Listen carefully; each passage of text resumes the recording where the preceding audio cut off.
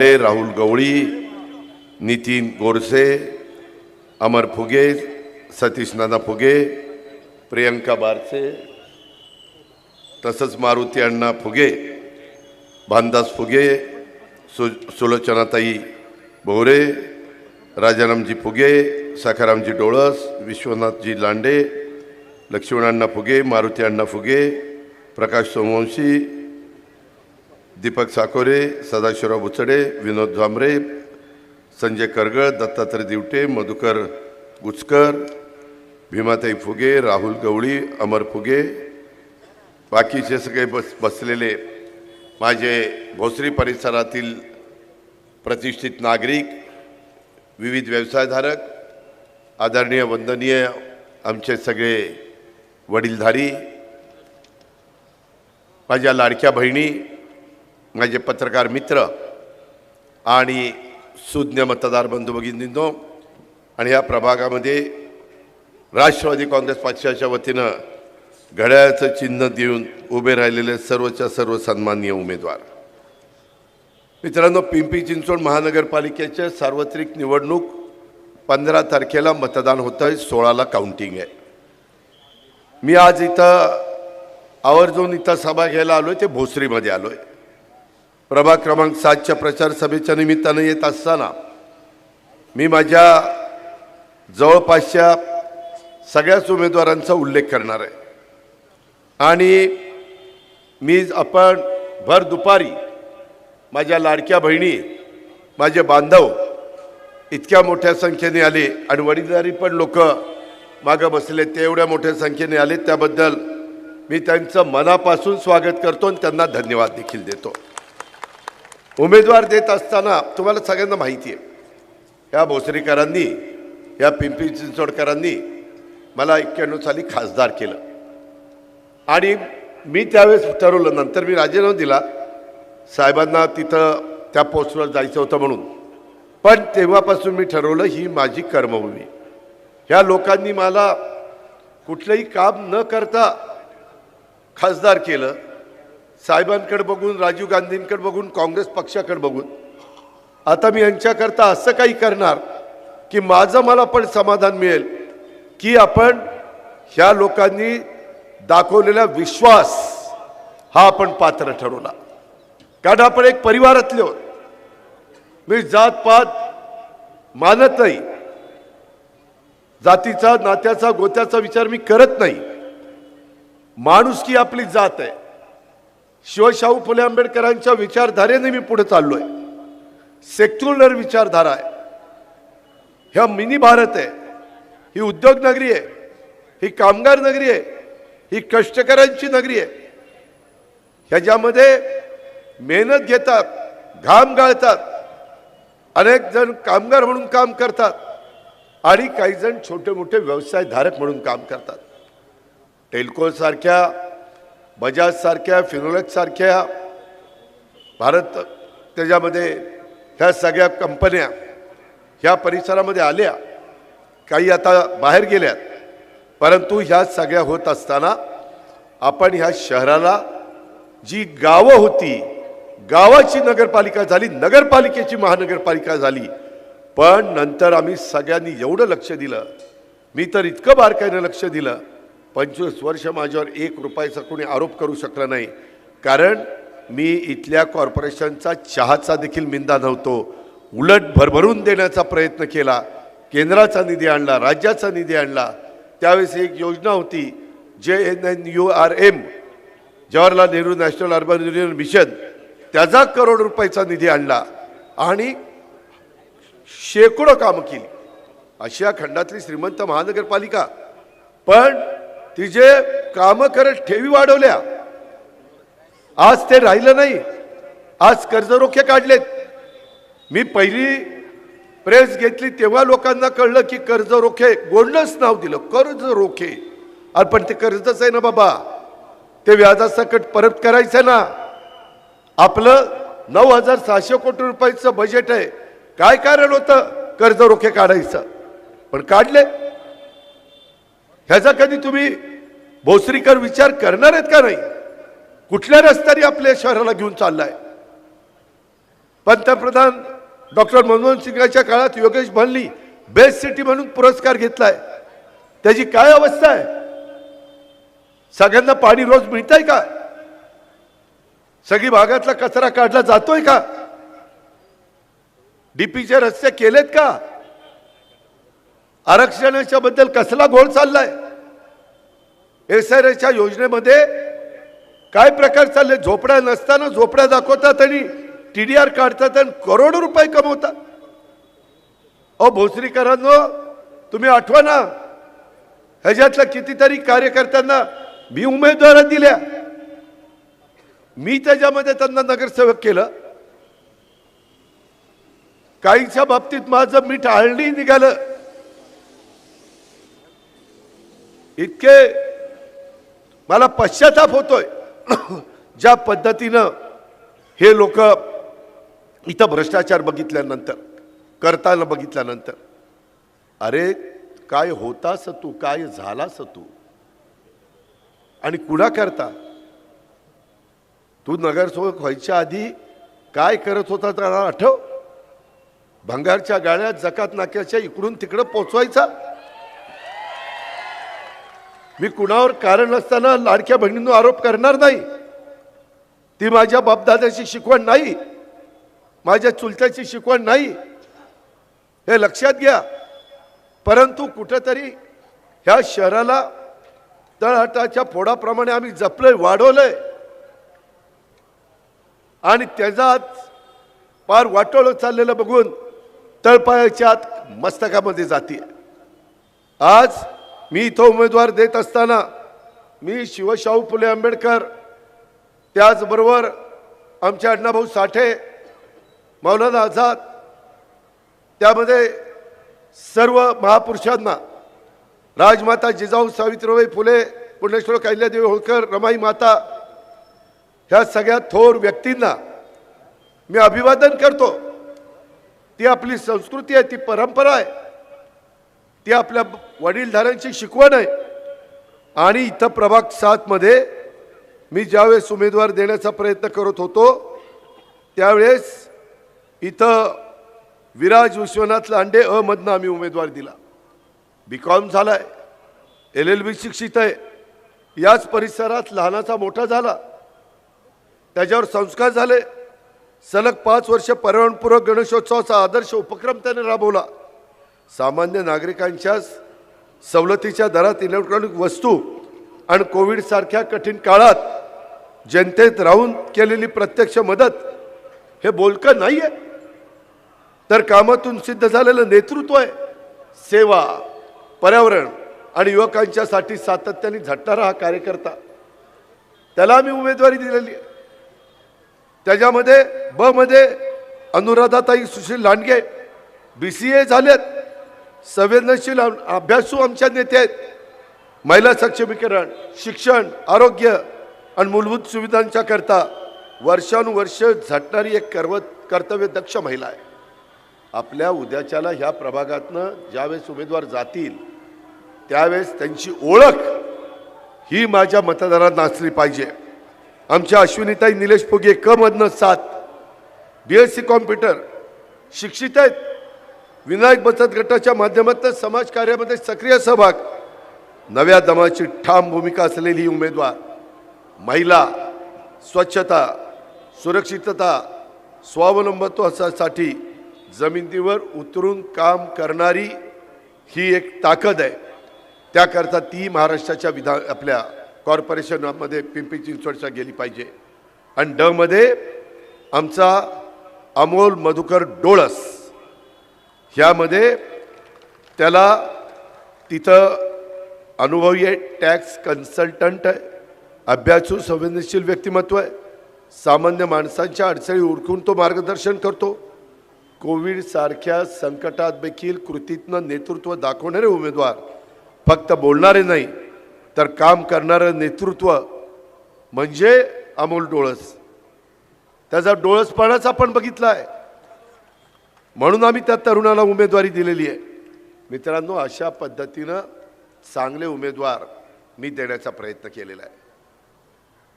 त्यामध्ये कुठेतरी कॉन्ट्रॅक्टर घेऊन महानगरपालिकेला उद्याच्या काळामध्ये लुटण्याची तयारी असणारे उमेदवार मी दिले नाही. टँकर माफियातले उमेदवार मी दिले नाही. प्रभाग क्रमांक 5 मध्ये मी भीमाताई पोपटराव फुगे, मला आठवतंय 2017ला त्या नगरसेविका होत्या. मी मगाशी सांगितलं काही अनुभवी माझ्या फुगेताईंना 5 वर्षाचा अनुभव आहे. आता दुसऱ्यांदा संधी दिली. सगळेच नवे असले तर तिथं अडचण होईल म्हणून वडीलकीच्या नात्याने तिथं बाकीच्यांना सांगतील. अमर परशुराम फुगे हा एक तरुण सहकारी आपण दिलेला आहे. प्रियंका प्रवीण बारसे ह्या एक वेळेला नगरसेविका होत्या, अनुभवी म्हणून त्यांना दुसऱ्यांदा संधी दिली. आणि राहुल बाळासाहेब गवडी ह्याला एक आम्ही उमेदवारी दिलेली आहे. नवा चेहरा. प्रभाग क्रमांक 6 मध्ये वर्षा गणेश बडे हे आमच्या बडेताईंना आम्ही उमेदवारी दिलेली. प्रियंका मयूर लांडे यांना आम्ही उमेदवारी दिलेली आहे. आणि संतोष काळूराम लांडगे यांच्या पत्नी सारिकाताई लांडगे 2 वेळेला नगरसेविका होते. संतोषच्या पत्नीनं नगरसेविका पद कसं सांभाळायचं असतं, कसं काम करायचं असतं ते नवऱ्याला दाखवलंय. आता सांगितलं तू जा, आता तुला संधी. आणि म्हणून आम्ही संतोषला उमेदवारी दिलेली आहे. आणि 8 मध्ये सीमाताई रवींद्र सावळे त्या आल्यात का, त्या 3 वेळेला नगरसेविका होत्या. मला वाटतं स्टँडिंग कमिटीचं चेअरमन म्हणून पण त्यांनी काम केलेलं आहे. मागासवर्गीय समाजातली ही माझी भगिनी राजश्री अरविंद गागरे, अश्विनी संजय वाबळे आणि तुषार भिवाजी सहाणे हे आम्ही नवीन उमेदवार दिले. संजय 2 वेळेला नगरसेवक होता, एकदा स्वीकृत होता, एकदा निवडून आला. अशा पद्धतीनं यांना आम्ही उमेदवारी देण्याचं काम केलं. मी माझं काम चोख बजावलेलं आहे. आता 15 तारखेला बटन दाबायचं काम तुमचं आहे. माझी विनंती आहे की आपण ते त्यांचं बटन दाबा. मी मधला 9 वर्षाचा जो भ्रष्टाचाराचा राक्षस इथं जो उभा राहिला आहे त्याला आपल्याला हटवायचं आहे. नाहीतर तुमच्या पुढच्या पिढीचं काय रे खरं नाही. काय चाललंय भोसरीमध्ये, कशा पद्धतीने चाललंय. आज घराघरामध्ये नळद्वारे दररोज पुरेसा पाणी पुरवठा आम्ही करायचं ठरवलेलं आहे. वाहतुकीची कोंडी सोडवायची, खड्डेमुक्त शहर त्या ठिकाणी करायचं. स्वच्छ सर्वेक्षणाच्या अभियानामध्ये आपल्या पिंपरी चिंचवड शहर भारतात अव्वल येण्यासाठी प्रयत्न आम्हाला करायचा आहे. कोविडमध्ये प्लॅगेथॉन केलं, कचऱ्यासाठी श्रमदान केलं. थोड्याच कालावधीत मी पालकमंत्री असताना 95% कचरा वर्गीकरण काही भागात करून दाखवलं. आम्हाला हायटेक आरोग्य सुविधा द्यायच्या. चव्हाण YCM हॉस्पिटल, महानगरपालिकेच्या इतर रुग्णालयात पण जनतेला माझ्या सर्वसामान्य गोरगरिबांना परवडतील आणि दर्जेदार आरोग्य सुविधा ह्या आम्ही देऊ पाहतोय. 100 राजमाता जिजाऊ क्लिनिक 2 किलोमीटरच्या परिघात आम्ही उभं करू पाहतोय. का तर समाजाची ती गरज आहे. आज आजाराचं प्रमाण वाढलंय, व्हायरल इन्फेक्शन वाढलंय आणि म्हणून माझ्या पिंपरी चिंचवडकरांचं आरोग्य चांगलं राहिलं पाहिजे. त्याच्यामध्ये DP प्लॅन रद्द करावं लागणार आहे. 50,000 हरकती पिंपरी चिंचवडच्या DP प्लॅनमध्ये हरकती मागवल्या. 1 नाही 2 नाही 3 नाही 50,000. कशाला म्हणतात 50,000? ज्यांना अर्बन प्लॅनिंगमध्ये काही कळत नाही असे आता त्यांना काय उपमा द्यावी, भांगारची उपमा द्यावी का कशाची उपमा द्यावी ते मला कळत नाही. पण हे DP करायला बसल्यावर काय अपेक्षा तुम्ही करणार? काय ह्यांचं विजन आहे? काय ह्यांनी करून दाखवलंय? PCMC मॉडेल स्कूल, गोरगरिबांच्या मुलांना 100 मॉडर्न स्कूलमध्ये इंग्रजी शिक्षण देण्याचा आमचा प्रयत्न आहे. कारण ज्याची परिस्थिती बरी आहे तो CBSEच्या स्कूलमध्ये जातो, तो वेगवेगळ्या इंग्रजी माध्यमाच्या स्कूलमध्ये जातो. त्याच्या आईबापाची ऐपत असते. गरिबांनी काय घोडं मारलंय त्याकरता ते काम आपण करू पाहतोय. आणि पिंपरी चिंचवडमधील सर्व नागरिकांना मेट्रो आणि PMPML बसचा प्रवास मी मोफत करून देणार आहे. मोफत. मला आता काहींनी सांगितलं की कॅबिनेटची मान्यता घेतली नाही. अरे ह्याला कॅबिनेटची मान्यता लागत नाही. हे पुणे आणि पिंपरी चिंचवडच्या अखत्यारीतलं काम आहे, त्यांना तो अधिकार आहे. मी 500 स्क्वेअर फीटच्या घराला टॅक्स माफी देणार आहे. वेगवेगळ्या शहरामध्ये तसे निर्णय होतात. गरिबाला काय टॅक्स लावायचा आहे? अरे ज्याचं 500 स्क्वेअर फीटच्या पुढचं घर असेल, ज्याची ऐपत आहे त्याच्याकडनं टॅक्स घेऊ ना, आणि ह्या गरिबाला सवलत देऊ ना. काय बिघडलंय? लोकाभिमुख कारभार कशाला म्हणतात? टॅक्स गोळा करायला म्हणत नाही. गरिबाचं राहणीमान उंचवायचं, त्यांना आर्थिक सक्षम करायचं, आणि ज्या आर्थिक सक्षम आहे त्यांच्याकडनं टॅक्स गोळा करायचा आणि शहराचा सर्वांगीण विकास करायचा. हे सूत्र आहे. मी 6 वेळेला उपमुख्यमंत्री झालोय. मी अशाच हवेतल्या गप्पा मारत नाही. 25 वर्ष हे शहर सुंदर करून दाखवलं. त्याची आता वाट लावली, बकाल केलंय. मी आता परवा इकडे आलो होतो. अहो तिथं रोड शोला काय अवस्था आहे? त्या भोसरीच्या पुलाच्या खाली सगळं किती कोटी रुपये खर्च केले, कुठे गेले पैसे? आणि कुठं तिथं दुरावस्था का तकाय झालेली आहे. हे आपण त्या ठिकाणी बघा. मी जे मोफत देतोय ते देता येण्यासारखं आहे. मी अभ्यास केला आहे. जसं माझ्या लाडक्या बहिणींना मी बजेटमध्ये मागच्या वेळेस जाहीर केलेलं होतं की आम्ही तुम्हाला अशा अशा पद्धतीनं निर्णय घेतला. विरोधकांनी आरोप केले हे बंद पडणार आहे, चुनावी जुमला आहे. नाही, आम्ही ते चालू ठेवलं, कारण ह्या माझ्या लाडक्या बहिणी आहेत. आज माझ्या बहिणी अनेक भावांना भाऊबीजेला ओवाळतात, रक्षाबंधनला राखी बांधतात.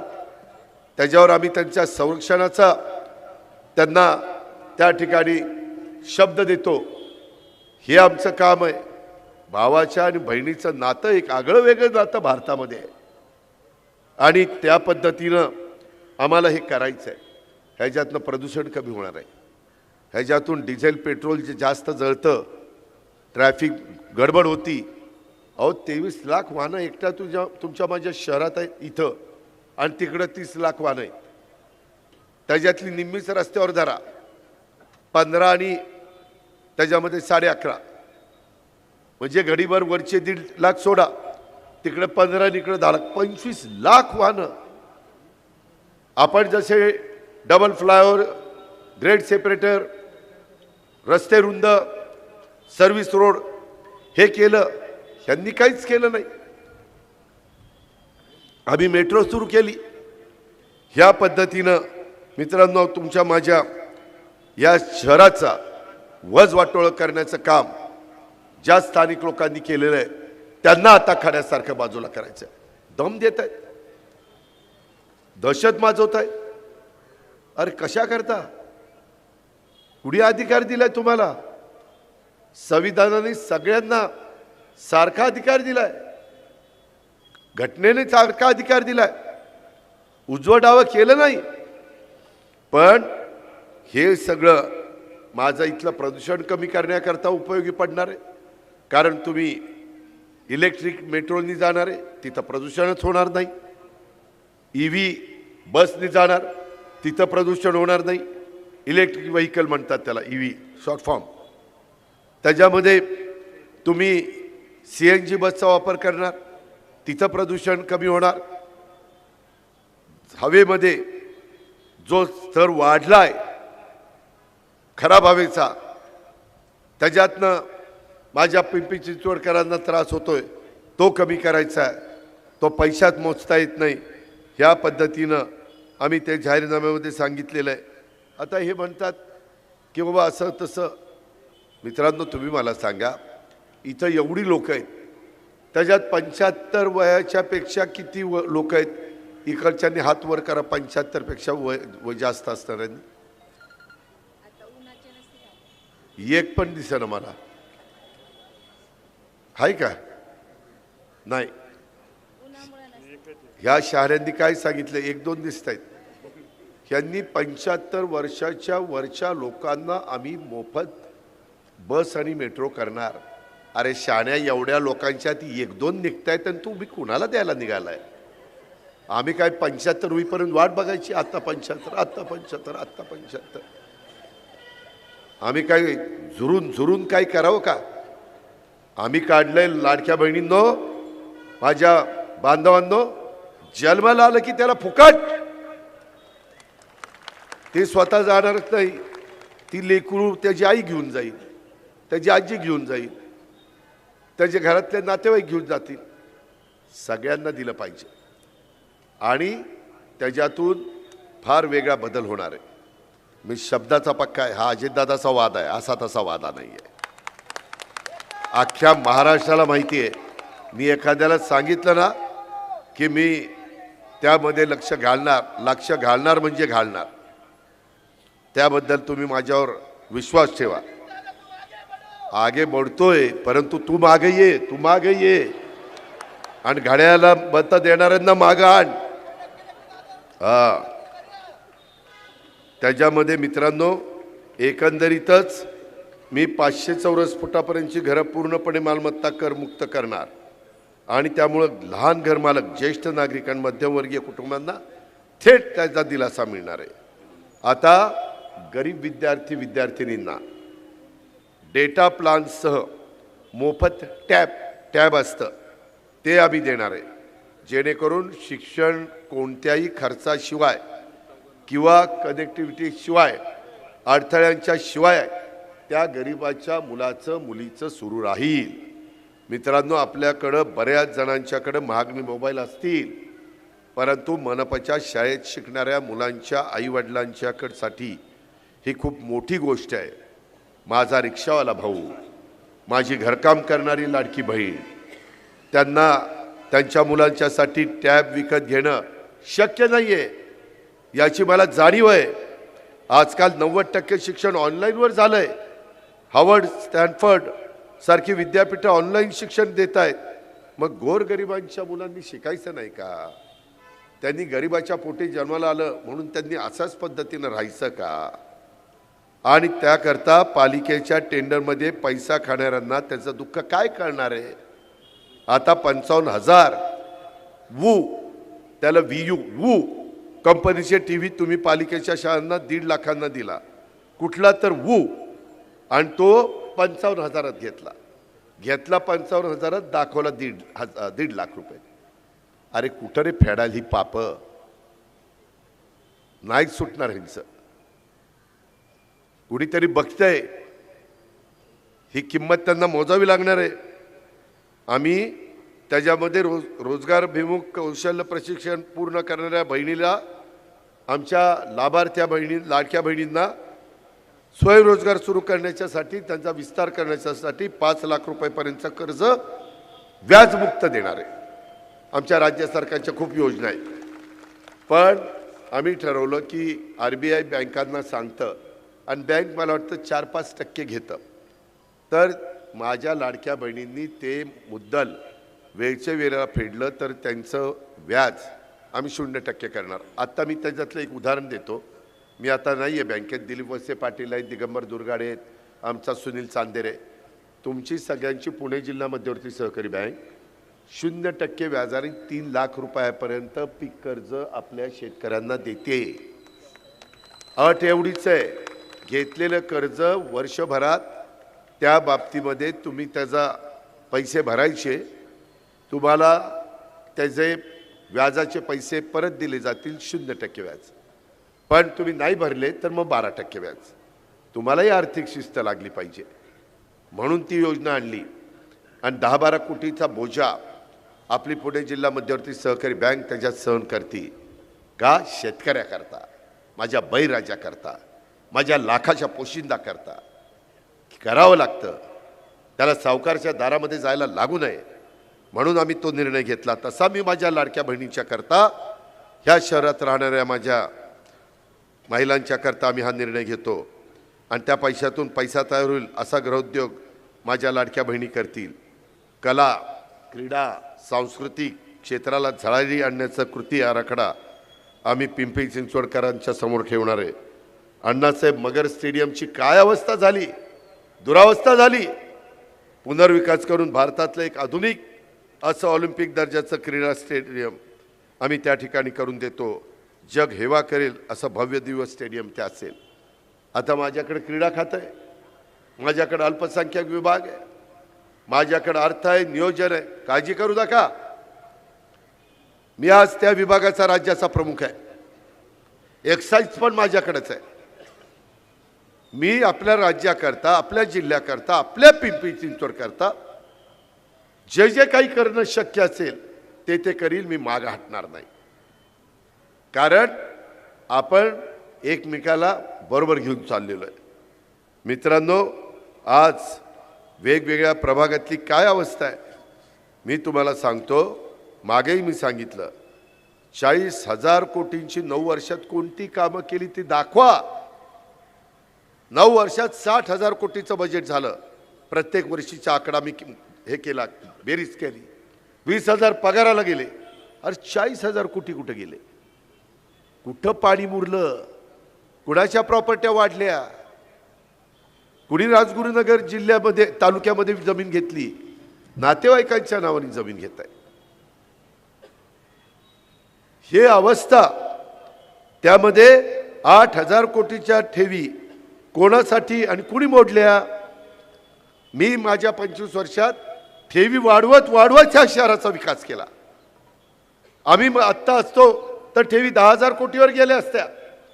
यांनी कमी केल्या. ही यांची कामाची पद्धत.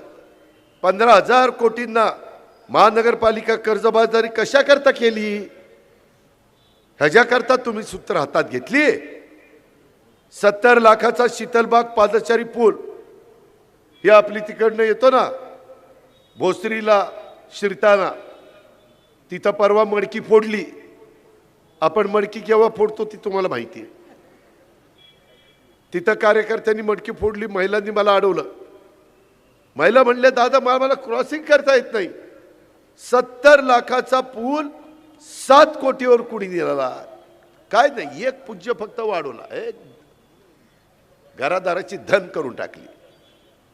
त्याच्यामध्ये 12 कोटीचा सॉफ्टवेअर, 120 कोटीला कुणी खरेदी केला? मी हे जाहीरपणे सांगतो. का उत्तर दिलं नाही आजपर्यंत? सांगण्यासारखं काहीच नाही. मग कुठंतरी भावनिक करायचं. भावनिक नाही. भोसरीकरांनो, तुमच्या मुलामुलींचं भवितव्य उज्ज्वल होऊ शकत नाही. त्याला विकास पाहिजे. आज 400 कोटी रुपये देऊन 700 किलोमीटरचे डक्ट 5 फूट खोदायला पाहिजे होतं, ते 2 फूट खोदले. ह्यांचेच बगल बच्चे कॉन्ट्रॅक्टर, ह्यांनीच बिलं काढायची. आज 400 कोटी रुपये पाण्यात गेले. 666 कोटीचे 9,550 CCTV कॅमेरे बसवले. 666 कोटीचे 70% कॅमेरे बंद आहे. कुणी पाहायचं? जर क्वालिटीचा माल नाही घेतला तर असंच आहे. लाखाचे 12,000 होणार आहेत. जर अशांना तुम्ही खतपाणी घातलं तर 42 कोटीचा महानगरपालिकेच्या 123 शाळांना ई-लर्निंग प्रकल्प बंद का केला? गोरगरिबांची मुलं शिकू नाहीत.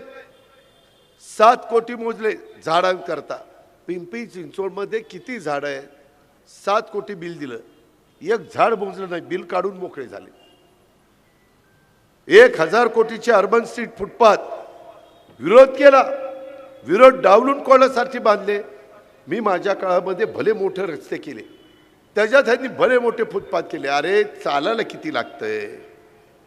रस्ते रुंद का ठेवले? की वाहनं जावीत. यांनी त्याच्यात फुटपाथच रुंद करून टाकले. 1,000 कोटी पाण्यात गेले. 30 कोटी जादा बामा आस्केट जॅकवेल प्रकल्पाचा कोणासाठी केलं? का किंमत वाढवली? 30-35% अभाव. आमचे टेंडर बिलोली जातात, त्यांचे अभाव. 200 कोटीच्या कर्जरोख्यातनं प्राधिकरण हरित सेतूनं कोण लाल झालं? काय गरज होती? अहो 9,600 कोटीचं बजेट असताना कशा करता कर्जरोखे काढायचे होते? काही गरज नव्हती. काटकर सर केली असती तरी ह्याच्यातनं एवढे पैसे वाचले असते. दापोडी निगडी पाईपलाईन खर्च 36 कोटीचा 72 कोटी केला. मोठे मोठे आकडे वाढवण्याचं काम यांनी केलं. 80% 376 MLD सांडपाण्यावर प्रक्रिया होते, पण पवना, इंद्रायणी, मुळा नद्या अक्षरशः काळवंडलेल्या आहेत. ह्याचं उत्तर हे देऊ शकत नाही. मित्रांनो, मधी आम्हाला काही लोक भेटायला आले. कुदळवाडीत उद्योजकांना रस्त्यावर वाढलं, रडतायत. ते म्हणतात की दादा, कुठं सोनं दागदागिने मोडून व्यवसाय सुरू केला, कुठं तरी आता चांगलं चाललं होतं, एक दिवशी मशिनरी आणली, सगळं पाडून टाकलं. काय मिळालं पाडणाऱ्याला? काही रहिवासी यांच्यासह उद्योजकांना कोणती संधी दिली नाही. थेट कारवाई. त्यांचा संसार रस्त्यावरील आणण्याचं पाप कुणी केलं? अहो, ही लोक संसार मोडणारी लोक आहेत. मी संसार उभा करणार आहे. तुम्हाला मी कारभारी पाहिजे का तो कारभारी पाहिजे? हा सवाल करायला मी तुमच्याकडे आलेलो आहे. माझ्यात तेवढी धमक आणि ताकद आहे. मी करून दाखवलंय. महाराष्ट्राने बघितलंय, तुम्ही लोकांनी बघितलंय. आता मला एक सहकारी भेटले, ते मनसेमध्ये काम करत होते. ते म्हणले, दादा मी तिकडं असलो तरी तुम्ही ज्या पद्धतीनं पिंपरी चिंचवडचा विकास केला त्याला मी मानतो. म्हणजे आमच्या विरोधी पक्षातले लोक देखील ते मान्य करतात. आणि इथं मात्र आपलं लुबाडायचं काम चाललेलं आहे. आज वेगवेगळ्या ठिकाणचे बंगले पाडतायत, वेगवेगळ्या गोष्टी अनेक प्रकारच्या करतायत. ह्याच्यामध्ये आपल्याला सगळ्यांना विचार तुम्ही केला पाहिजे. मी आजच्या सभेमध्ये मी कुणाची तरी उणीधुडी काढायला आलो नाही. भोसरीकरांनो, माझं चांगलं चाललंय. मी 6 वेळेला मुख्यमंत्री उपमुख्यमंत्री झालोय. मुख्यमंत्री शब्द आला पण ते होईनाच, काय करू. पण 6 वेळेला उपमुख्यमंत्री झालोय तुमच्यामुळं. नाही, लाडक्या बहिणीचा पाठिंबा असला तर काही पण होईल. मित्रांनो, ह्यामध्ये मला एवढंच सांगायचं आहे, मला भरभरून मिळालं आहे. माझा संसार चांगला चाललेला आहे. काकाच्या पुण्याने लय चांगला आहे, त्याबद्दल काय आपली अडचण नाही. माझी एवढीच विनंती आहे की माझं चांगलं चाललं आहे. उद्या तुम्ही काही चुकीचं केलं तर मी माझ्या मनाला सांगेन. मी ह्यांना जागा करण्याचा प्रयत्न फार घसे कोरडे करून सांगितले. एक झालंय, मी पहिली प्रेस कॉन्फरन्स घेतल्यानंतर रोज हवा बदलती. इतक्या लोकांनी वेगवेगळ्या क्षेत्रामध्ये सांगितलं की दादा, यावेळेस परिस्थिती अशी निर्माण झालेली आहे, लोकांना माहिती नव्हतं. श्रीमंत महानगरपालिका कर्जाच्या खाईत लोटली गेली.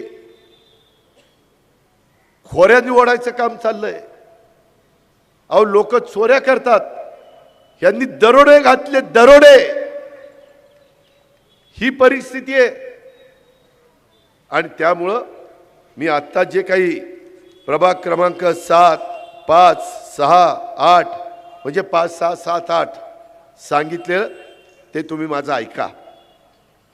मी कामाचा माणूस आहे. मला रिपोर्ट आलेले आहेत की ह्यावेळेस महापौर राष्ट्रवादी काँग्रेस पक्षाचा तिथं बसणार आहे. दोन्ही राष्ट्रवादी काँग्रेसनी समन्वय साधलाय.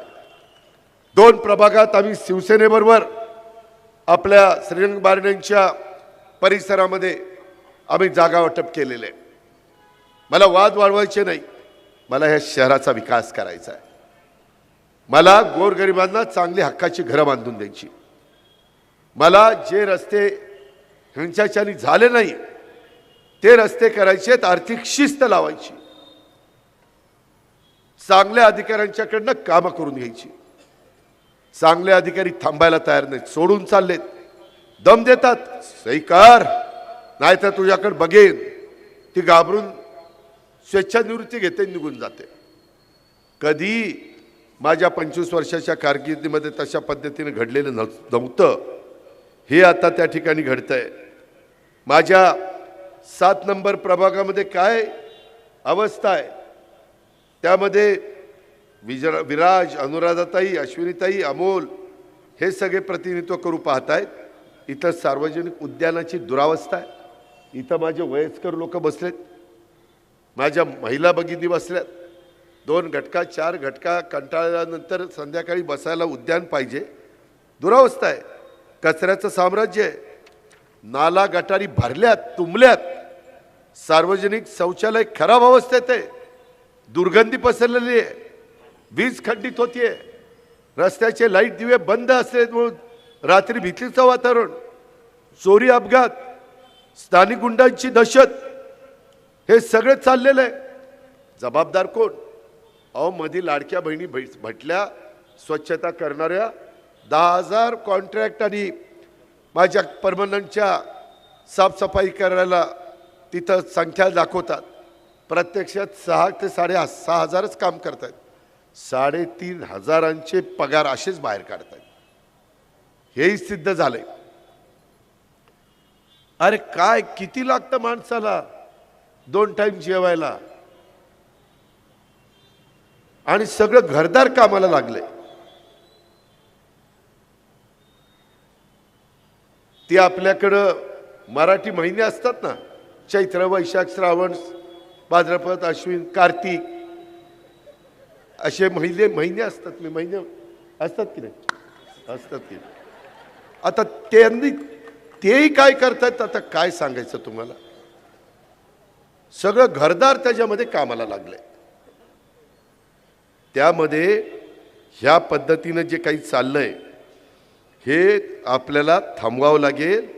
इथं भोसरीमध्ये पालिकेचे कर्मचारी असो, पथविक्रेते असो, व्यापारी असो, कंत्राटदार असो, कारखानदार असो, अगदी शाळेतल्या शिक्षक सुद्धा खाजगीत सांगतात, दादा UP बिहार सारखी इथं परिस्थिती झालेली आहे, स्वतःच्या प्लॉटमध्ये पै साचून घर बांधायचं म्हटलं तरी कुदळ मारली की आल्या इथल्या आकाच्या धमक्या, आका त्याच्या धमक्या, खंडण्या जमा करा, सिमेंट आमच्याकडनं घ्या, स्टील आमच्याकडनं घ्या, विटा वाळू आम्ही सांगू तिथनं घ्या, बैलाकडून अवाच्या सव्वा हे माल खरेदी हे करतात। डोळ्यात पाणी आलो, निवृत्त शिक्षकाच्या बायकोच्या डोळ्यात, माझ्या लाडक्या बहिणीच्या डोळ्यात हे सांगताना पाणी आलं। अश्रू तुमच्या माजोरड्या सत्तेला आता डुबवून टाकतील, ही सत्ता डुबवलीच पाहिजे, असं काम उद्याच्या 15 तारखेला माझ्या लाडक्या बहिणींनो, माझ्या भावंडांनो करा, तर तुम्हाला उद्या बरे दिवस आहेत, नाहीतर परत तुम्हाला वाचवायला कोणी येणार नाही। कारण एवढं सांगून तुम्ही जर समजून घेणार नसाल, पण हवा बदलली, त्यामध्ये इथल्या सभेला परवानगी मिळू नये म्हणून तुमच्या लोकल पोलिसांना दम देतात। पहाटे 5ला परवानगी दिली, यांनी मला सांगितलं दादा 5ला परवानगी मिळाली, ह्यांच्या काकांनी पहाटे 5ला परवानगी दिली होय, ही काय पद्धत आहे? लोकशाही आहे, मी सभा घेतो, त्यांनी सभा घ्यावी, माझ्या प्रश्नाला उत्तर द्यावी, काय बिघडलं? अहो माझ्या लाडक्या बहिणीनं तर आता फतवा काढलाय, रात्री 10 ते सकाळी 6 झाडलोट शहरातली करावी। अरे इथं बिबटे येत आहेत, माझ्या बहिणींनी काय बिबट्याला सामोरं जावं? बिबटे यायला लागलेत ना, मी खोटं नाही बोलणार। जुन्नर, खेड, आंबेगाव पार आता आपल्या पिंपरी चिंचवडमध्ये शिरलेत, चरोलीत आहेत, आणि ह्यांच्या सुपीट डोक्यात माझ्या बहिणींना 10 वाजता रात्री या आणि झाडलोट करा। तुमच्या घरातल्या महिलांना 10 ते 6 काम करायला लावाल का? तुमच्या घरात आया बहिणी आहेत का नाही? ही कुठली पद्धत? 25 वर्षात मी किंवा माझ्या सहकाऱ्यांनी ते केलं नव्हतं। लाडक्या बहिणींनो, माझ्या भावंडांनो, मी आवाज चढून बोलतो कारण माझं काम बोलतंय, माझं नाणं खणखणीत आहे, कुणाच्या बापाचा मिंधा नाही आहे। त्यामुळं मला तुम्हाला सगळ्यांना सांगायचंय की परवानगी राष्ट्रवादी पार्टीला मिळत असलेला हा जो प्रतिसाद बघून ह्यांच्या पायाखालची वाळू सरकायला लागलेली आहे। आता जर हे लोक गुंडगिरी करतात, त्यांची गाठ जनतेशी आहे। उभ्या महाराष्ट्राला माहिती आहे, अजित पवार फक्त जनतेचं काम करतो, पहाटे उठतो, सकाळी 6 वाजल्यापासून जनतेने दिलेल्या कामात असतो, कुणाच्या कामात नाक खुपसत नाही। पण एकदा का कोणी माझ्या कार्यकर्त्याला डिवचलं तर माझ्या कार्यकर्त्यांना त्रास दिला तर हा अजित पवार त्याला असा का फलंदाज डाव घालून फिरून फिरून फेकून देईल की पवाराची अवलाद सांगायचं नाही. यांनाच काय डाव माहितीत का? अरे मी तर महाराष्ट्र ऑलिम्पिक असोसिएशनचा 12 वर्ष अध्यक्ष आहे. मला घुटनाचित कसं करायचं ते माहिती आहे. कसा घुटनाचित. अरे बाबांनो कशाला बोलायला लावता? ह्याच्यामध्ये याच ठिकाणी 16 जानेवारीला निवडणुकीचा निकाल लागल्यानंतर ह्याच ग्राउंडवर आम्ही दोन्ही राष्ट्रवादी काँग्रेस पार्टीची विजयी सभा त्या ठिकाणी घेणार आहोत आणि पिंपरी चिंचवडकरांना या राक्षसी भ्रष्टाचार आणि गुंडगिरी संपवण्याच्या करता मला सगळेजण घड्याळाच्या चित्रावर शिक्का मारणार आहेत. त्यांच्या मनात इतके दिवस खतखतत होता पण पर्याय दिसत नव्हता. आता आमच्या रूपाने पर्याय दिसला. आमची अनेक भावंड आम्हाला जोडली गेली. अनेक राजकीय पक्षाचे सहकारी आमच्या बरोबर आले. त्यांनाही वाटतं की ह्याच्यात कुठं ना कुठं बदल झाला पाहिजे आणि त्यामुळं माणसाला माणसं जोडली गेली आणि ह्या पद्धतीचं एक परिस्थिती निर्माण झालेली आहे. तुम्ही सगळ्यांनी मला 25 वर्ष साथ दिली. त्यातून आपण अनेक स्वप्न पूर्ण करण्याचा प्रयत्न केला आणि हे शहर एक उत्तम शहर बनवण्याचा प्रयत्न केला. परंतु ही ओळख आपण या शहराची निर्माण केली. आता सर्वांनी 25 वर्ष माझ्यावर जो विश्वास टाकलेला होता त्यामुळं मी करू शकलो आणि आता ह्या 9 वर्षात ह्यांनी या शहराचं राख रंगोळी, कर्जबाजारी, भ्रष्टाचार, सगळी दम दाटी. अहो काहींना तर सांगितलं तुम्ही फॉर्म भरायचा नाही. अरे ही कुठली पद्धत? काढून घे नाही तर तुझ्याकडे बघून घेईल. अरे काय बघून घेईल? ह्या जे गोष्टी चालतात आणि हे भोसरीत जास्त चालतंय. भोसरीकर कसं खपून घेतात ह्या